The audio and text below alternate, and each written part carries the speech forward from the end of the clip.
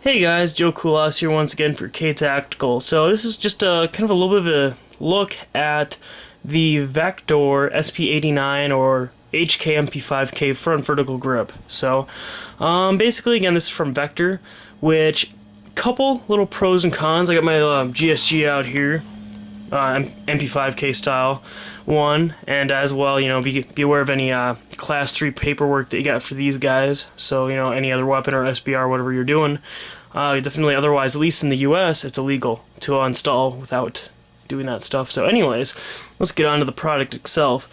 As you can tell by looking at this, there's a little bit more of a kind of a grainy texture effect.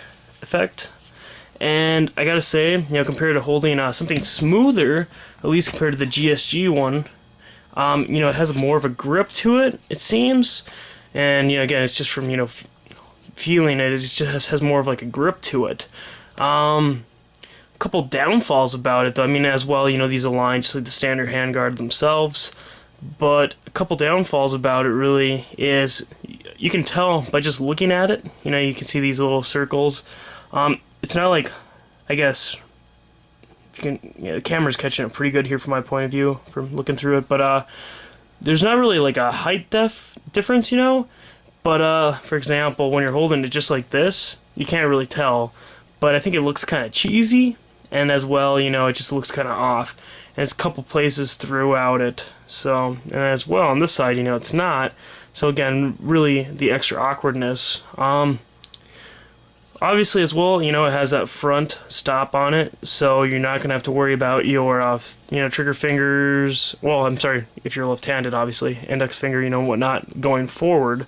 So obviously, again, the, preferred choice and compared to just having like a tri-rail.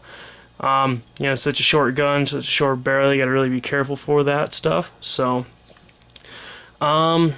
I guess, there's not too much. It has the ridges down here, which add for a little bit of grippy, and this for your lower part of your hand.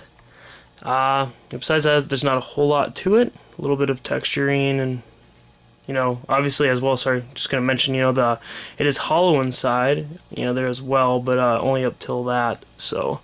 But again, it's hollow inside to, just reduce weight, because again, the MP5K, or, its clones, is to be extraordinarily light-ass submachine gun. So again, it is an extraordinarily piece. It's that light.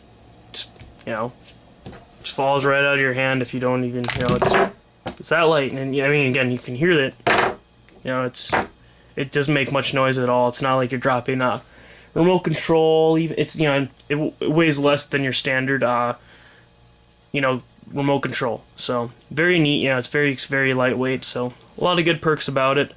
I guess in a little comparison here too, anyone that's wondering, things like notice there's no ridges like how the GSG one does. Again, there's a ton of different vertical grips out there, but just figured I'd throw this out there for anybody interested. Vector makes some pretty good products, especially maybe you got a Vector MP5K clone, or maybe you bought one of those MKEs or something. So.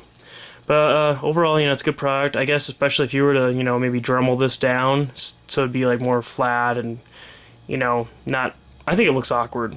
But basically, when I originally bought this, I looked at the picture and it actually shows it, but it was so. Oh, and then there's one right there.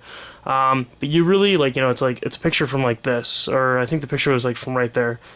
So you could just barely see it unless you were told. You probably wouldn't have noticed. So again, kind of the main reason I'm pointing out this video. So anyways, I'll probably do up a video on this other stuff too, just for the heck of it. But anyways, thanks for watching again. Feel free to sub and take care. Have a good one.